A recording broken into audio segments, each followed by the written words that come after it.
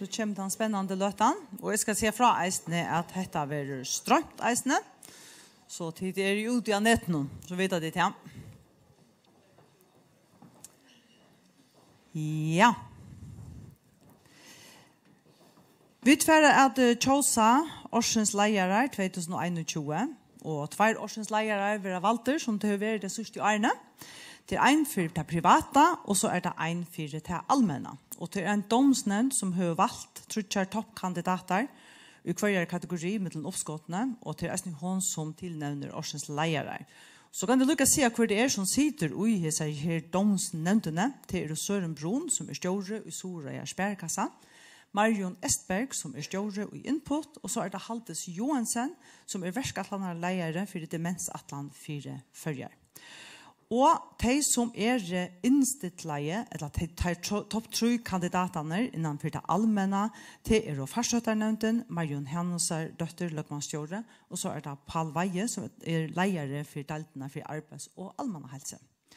Og topp 3 kandidater for det private, det 3 er Froe Clemensen, som er stjåre i teltotjenestene, Merita Rasmussen, som er stjåre i Vinnohusene, og så er det Martin Restorff, som er stjåre av Hotel Hilton Garden Inn. Så får jeg lukke etter som myndene som vi blir at hava. Vi tar først årsens private leiere.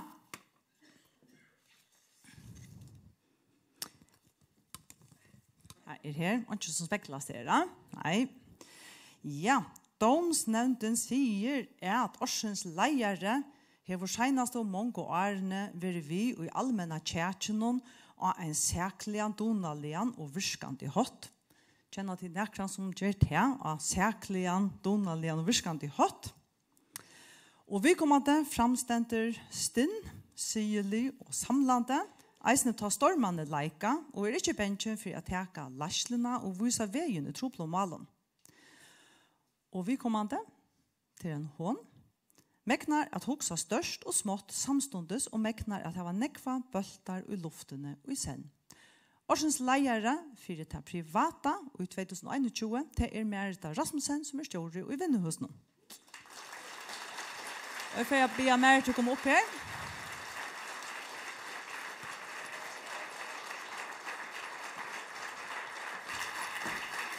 Kom opp her.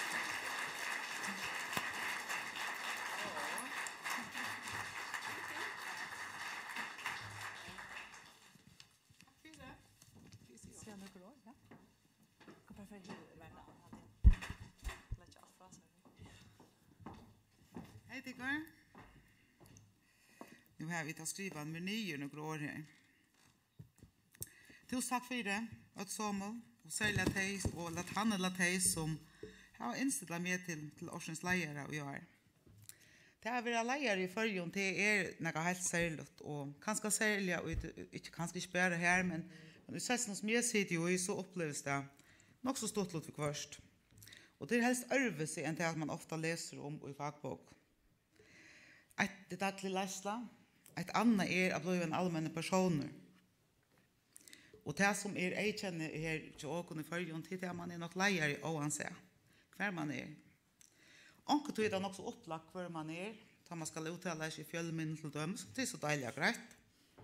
Då har man en givna lajklot. Men hver är så lajklot runt den dagen man är ålasöken, då man till gärarfär, eller ombord av smyl. Det kan vara glädjesnätet och sera stort. Det är en avbjörning som så många är att möta folk i här det och lägga öra till vad de har på hjärsta och göra dem vill svär. Och till näka som åker och vinner som lägga åkon tätt av hjärsta är röjna och samskifta vid öll som kommer till oss. Det är geniala vi de senaste åren till så till att det här sociala medierna har givet inte den traditionella mediepaddel. Så öll, nästan öll, under 30, det känner inte mer att. Det är dock rätt att som lejare så är man inte särskilt nog utan familjerna och vänfolkene. Men det är en annan familj som eisen är öjliga ner till åken på den ena sidan och det är arbetsfamiljen. Startsfolkene som man har her som man till alfa och mega för man kan göra till arbete som nu ena fiskar till. Och utan det så kommer inte nog att skaft.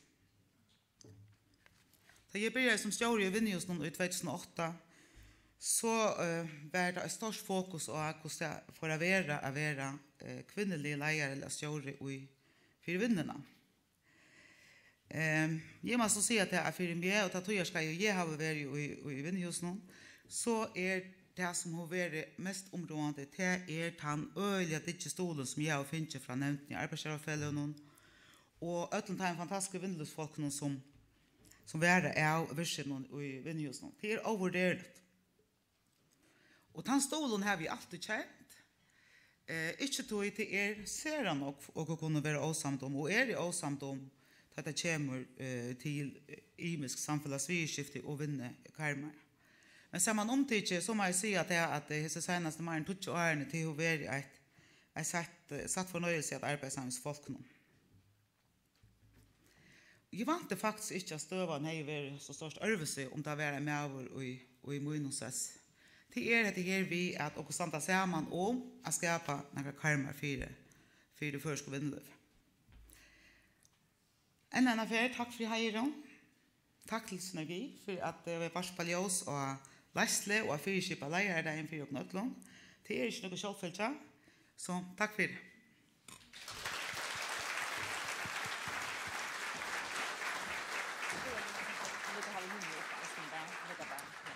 Ja, og så atler vi at få hinne som tilnævnt eisene, fra Clemensen som står i teltetjenestene. Vet ikke om han her ångstene. Her reiser en sier, kom opp her, gjør så vel. Og så det Martin Restorff. Hun vet ikke om han stod ikke ned til arbeidet. Nei, han her.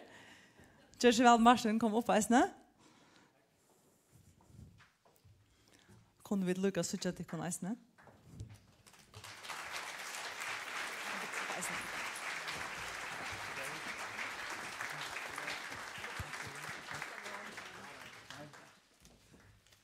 Fortalte han taler, bro?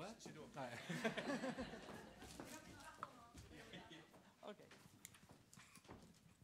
Ja, hjertelig til lukke. Og så færer vi til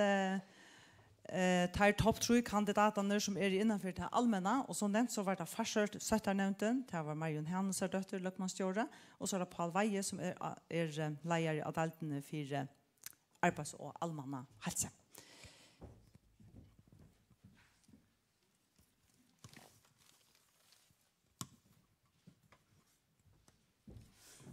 And the winner is. Ja. Det stender her om vi kommer til at vi kommer til å seneste året silt av avkjentere havlei utan at det var noe sjåkost. Ja, så spørningen om Marin Hanser døtter, Farsønsternevnten eller Paul Veie har silt utan noe sjåkost. Vi kommer til å ta oppgavene og arbeidene av seg, ta i tørveren og oversann være størst. Vi kommer til framstender og alldeles og har skapt ro i mellom manna og gjennom i ofratta kjentare tog. Vi kommer til å ha leit og vedleit okkon, ødel vi ser av gåen urslytten som folk ute i heime eisen har fratt om. Og de har megna at standa i måte en overmiklon truste og har avhaltande funnet løsner. Årsens allmenne leiere i 2021 Farsøtternevnten.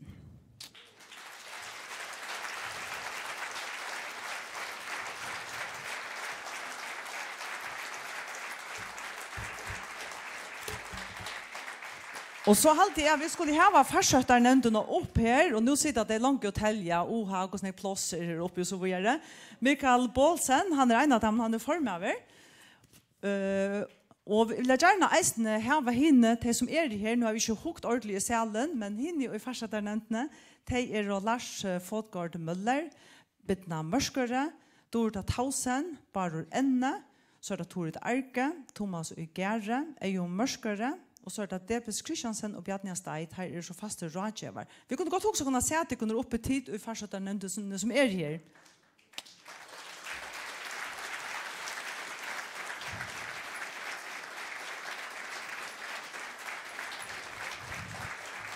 Her godt plass her oppe. Gjør så vel.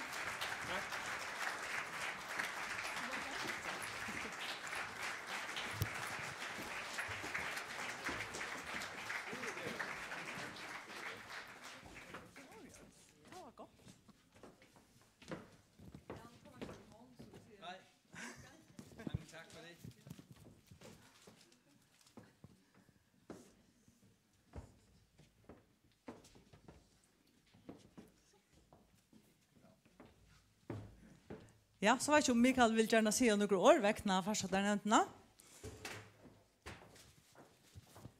Jo, tak, det vil jeg gerne. Nogle mener, der er mange ord i mig, og jeg skal prøve at gøre det relativt kort, men ja, det som bliver sagt om at sejle efter et ukendt søkort, et ikke eksisterende søkort, det tror jeg nok, man må sige, det har været rigtigt. Jeg vidste egentlig godt, fordi det vidste jeg, at det var de øvrige politidirektører også, at man blev formand for Epidemikommissionen, men jeg vil sige, det er noget, som var yderst fjernt, da vi startede. Rent faktisk var det sådan, at da jeg havde været her et halvt års tid, så blev jeg indkaldt, eller blev spurgt, om ikke vi skulle holde et møde i Epidemikommissionen, for der havde sådan set ikke været holdt møder i Epidemikommissionen i de sidste 7 år. Så tænkte jeg, det er måske nok ved at være på tide. Jeg vil sige, at det her, det var så i februar 2020. Og jeg var sådan set nærmest på vej afsted på skiferie, og tænkte, det her, det klapper jeg lige af. Og så skal vi ses igen om et års tid. Der gik ikke ret lang tid, og jeg vil sige, at min skiferie blev måske heller ikke helt så meget skiferie, fordi den foregik også en del på telefonen, mens jeg var afsted. Fordi så gik det jo helt galt.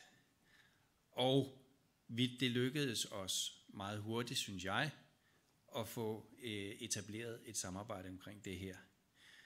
Og jeg er uendelig stolt på Epidemikommissionens vegne over, at vi kan blive valgt som årets offentlige leder.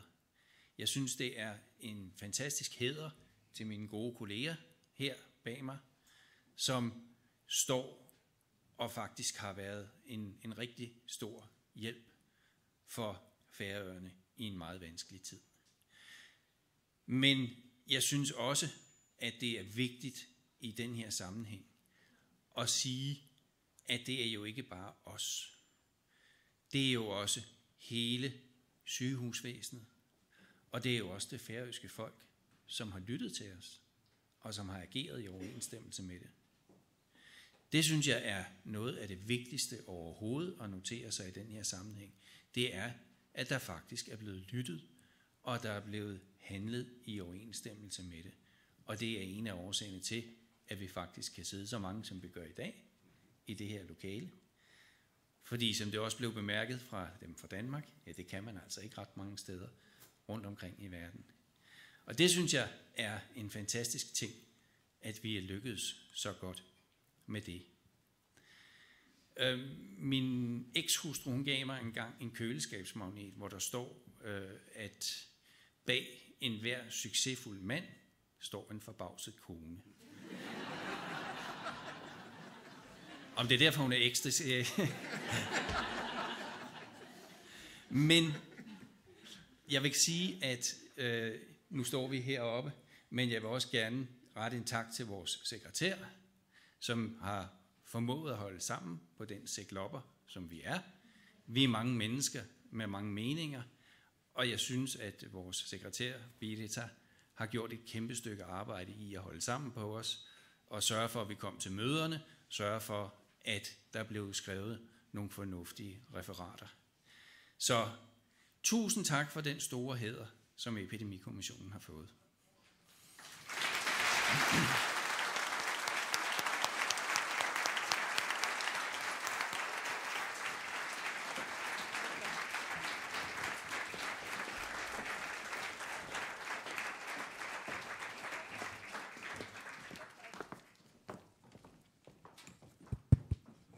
Ja, hjertelig at lukke. Vi vil eisne gjerne suttje Marianne Hennesardøtter og Paul Veie her oppe til et blommetisse.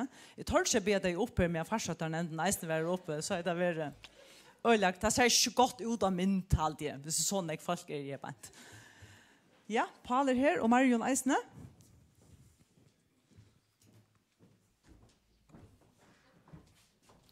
Lukke.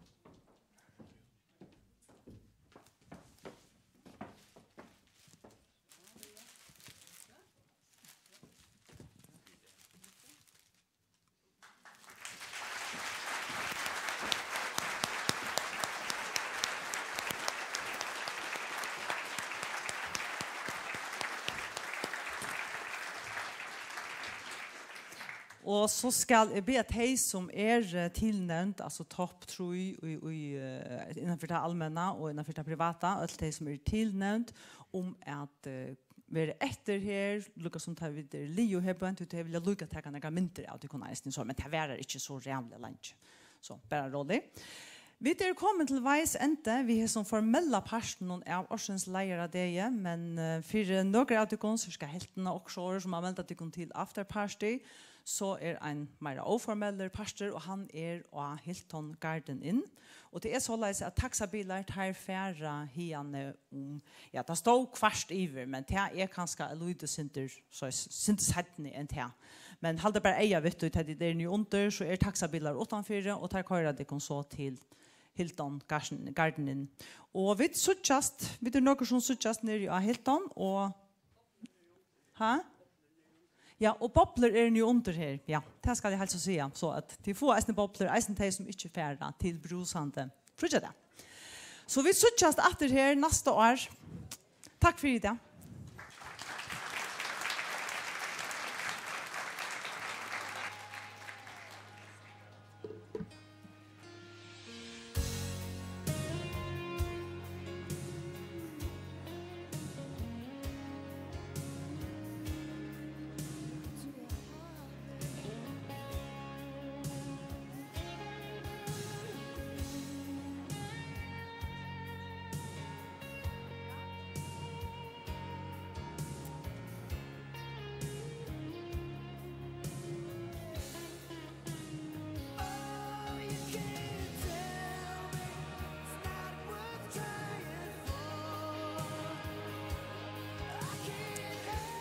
Here, if you're here.